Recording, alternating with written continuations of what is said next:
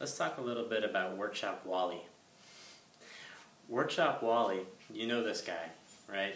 He probably has 15, 20 years of practice under his belt, and he'll show up every once in a while for a class or a workshop. And the thing about Workshop Wally is there are two things about him. The first one, though, is what he's like when he comes to participate.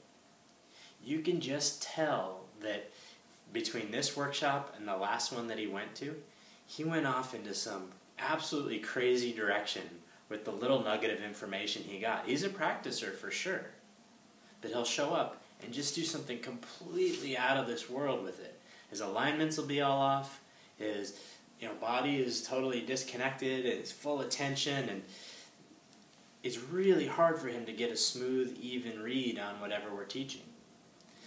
His main issue is that he'll take this little tiny piece of information and extrapolate and run in all these different directions with it, relate it to a whole bunch of mishmash of other stuff that he's picked up somewhere else, and then just make these really wild leaps and connections between all these different pieces.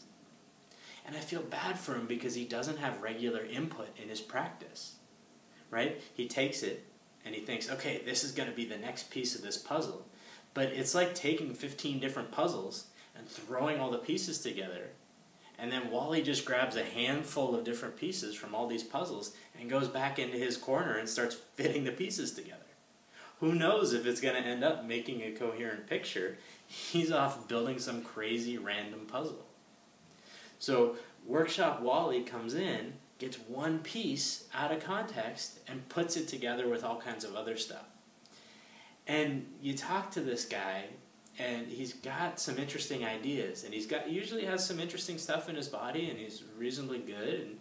And the tragic thing is that he doesn't have a regular practice community. He doesn't have people to give him feedback. He doesn't have an instructor who can kind of guide him and shape him. So he's gone off with this little information and created a random kind of assembly of all these different pieces that he's picked up here and there over the years. What he really needs is a big overview, much better context, and someone to guide him through that context. So be careful. If you take a piece from here, piece from there, and cobble it all together, you might turn into Workshop Wally.